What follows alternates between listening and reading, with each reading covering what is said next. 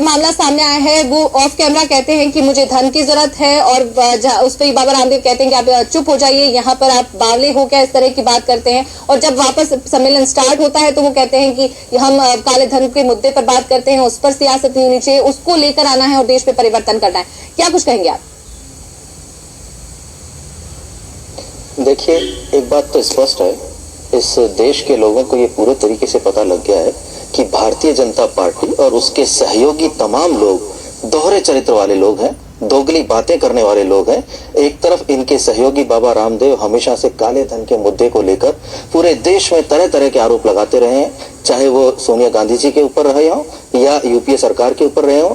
और आज जब वो पकड़े गए ऑन कैमरा रिकॉर्डिंग के तहत, यानी सभी ने उनको देखा कि किस तरीके से महंत चांदनाथ जी को वो ये कह रहे हैं कि अरे बावला है क्या, यहाँ क्यों इस तरीके की बात कर रहा है। इसका मतलब कि इनकी कथनी और करनी में कितना बड़ा फर्क है ये आप स्वयं जान सकते हैं। ये वही बाबा रामदेव हैं जिन्होंने आज तक इस देश में लगातार काले धन के लिए बात की है कि काला धन वहां रखा है, कभी स्विस बैंक का नाम लेते हैं, कभी कहां का नाम लेते हैं, कहते हैं मेरे पास में लिस्ट आ गई है, कांग्रेस के तमाम नेताओं का जो काला धन है वो वहां पर रखा हुआ है।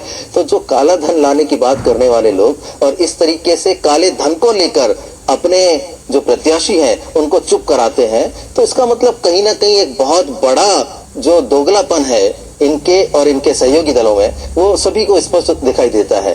ये वही बाबा रामदेव हैं जो तरह तरह के स्वांग रचते रहे हैं, यानी इनकी राजनीतिक महत्वाकांक्षा इतनी बढ़ गई कि इन्होंने अपने आप को एक राजनीतिक पार्टी के रूप में खड़ा करने का प्रयत्न किया। इन्होंने भारत स्वाभिमान नाम की एक पार्टी बनाई। जब तक योग गुरु थे तब तक पूरा देश इनको सम्मान की दृष्टि से देखता था, और आज ये भारतीय जनता पार्टी के एक सहयोगी बन गए हैं और सहयोगी बनने के बाद भी जो सत्यता है उसको स्वीकार करने को तैयार नहीं है। यानी कहीं ना कहीं ये लोग, आपको इस बात की जानकारी होगी कि इनके एक सहयोगी आचार्य बालकृष्ण वो स्वयं जेल जाकर आ चुके हैं। तो ये किस तरीके से और किस मुंह से हमेशा से कांग्रेस पे आरोप लगाते आए, मुझे समझ में नहीं आता। और दूसरी एक स्पष्ट बात, यानी सबके सामने खुलासा इस बात का हो गया है कि बाबा रामदेव का और भारतीय जनता पार्टी का चरित्र क्या है।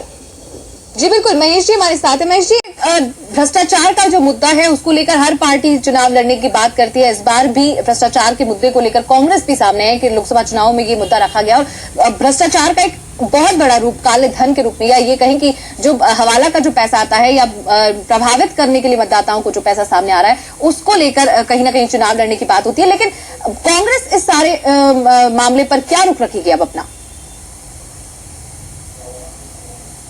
देखिए, कांग्रेस ने कभी भी इस तरीके की किसी गतिविधि को प्रोत्साहन नहीं दिया। कांग्रेस ने हमेशा से भ्रष्टाचार को मिटाने के लिए, भ्रष्टाचार को दूर करने के लिए अपने कदम उठाए हैं और उसी दिशा में उसने एक पहल की है। तो जहां तक बात आती है भारतीय जनता पार्टी शुरू से एक ऐसी पार्टी रही है जिसने इस देश के सामने हमेशा से झूठ बोलकर शासन करने का एक सपना जो है वो संजो के रखा है। और ये लोग सत्ता हासिल करने के लिए भी किसी भी हद तक जा सकते हैं। जैसे कि हम लगातार देखते आ रहे हैं कि पिछले कई वर्षों में इन्होंने ऐसे ऐसे मुद्दे उठाए जो कहीं ना कहीं भारतीय राजनीति के लिए घातक सिद्ध हुए, चाहे वो राम मंदिर का मुद्दा रहा हो, धारा 370 का मुद्दा रहा हो। ये लोग भ्रष्टाचार मिटाने की सिर्फ बात करते हैं, इनके पास भ्रष्टाचार मिटाने के लिए या भ्रष्टाचार को दूर करने के लिए किसी तरीके का कोई टूल नहीं है। ना उस टूल को ये इजाद करने की बात करते हैं कि हम किस पद्धति के द्वारा, किस प्रक्रिया के द्वारा भ्रष्टाचार को खत्म करेंगे। इनके तमाम सहयोगियों को देख लीजिए आप, चाहे वो कर्नाटक के येदियुरप्पा रहे हो या आज यहाँ के आप बात कर रहे हो बाबा रामदेव की, आपको लगातार इस बात का पता नहीं है कि आप क्या कह रहे हैं। आप माइक पे ये कह रहे हैं कि पता नहीं कौन से धन का उपयोग किया, मुझे इस बात की जानकारी नहीं है, किसने क्या रिकॉर्ड किया, तो आपको इसको नहीं पता है क्या? पूरे देश की मीडिया ने देखा है कि उन्होंने क्या कहा है और क्या जवाब दिया है। उन्होंने अपने प्रत्याशी को, जो कि भारतीय जनता पार्टी का घोषित प्रत्याशी है, उसे कहा कि आप चुप रहिए, यहाँ पे इस तरीके की बातें नहीं करते हैं। जब सब कुछ छुपाया जा रहा है और आप उनका बचाव कर रहे हैं, यहाँ पे आप बचाव की मुद्रा में यहाँ बैठे हुए हैं, आपको इस बात के लिए शर्म आनी चाहिए कि इस देश में आपने कितना दोगलापन मचा रखा है। आप लोगों ने हमेशा से इस देश को झूठ बोलकर आप लोगों ने राजनीति की है, चाहे आपके तमाम सहयोगी रहे हो, उन्होंने कभी भी सच्चाई सामने नहीं रखी। जो लोग सच्चाई से अपने आप को अवगत नहीं करवा सकते, जो पारदर्शिता नहीं रख सकते, वो इस देश का भविष्य तय करने की सोचते हैं, वो इस देश में राजनीति करने के बारे में सोच रहे हैं। इसी तरीके से इनके प्रधानमंत्री पद के उम्मीदवार, इनके सिर्फ और सिर्फ आरोप लगाने के अलावा उन्हें कुछ नहीं आता। आप किस बात को कर रहे हैं? जब आपके प्रत्याशी सामने पकड़े जाते हैं, प्रत्याशी पकड़े जाते हैं, तब आप सही मात्रा में आते हैं। शर्म आनी चाहिए भारतीय जनता पार्टी को। पंकज जी, लोकेश जी जो कह रहे हैं, पंकज जी मैं आपसे सवाल करना चाहूंगी, जिस तरह की बात सामने आई है, रिकॉर्डिंग जो हुई है, उस पर कहीं ना कहीं अब भाजपा को अपना स्टैंड तो क्लियर करना पड़ेगा ना, क्योंकि जो बात रिकॉर्ड हुई है वो तो सबके सामने है, और जब जो बात रिकॉर्ड पाई है उसको स्टैंड को क्लियर किया जाएगा। और जो ये बात आपने रिकॉर्ड करी है उसकी अभी तक तो खाली रिकॉर्ड की बात आई है।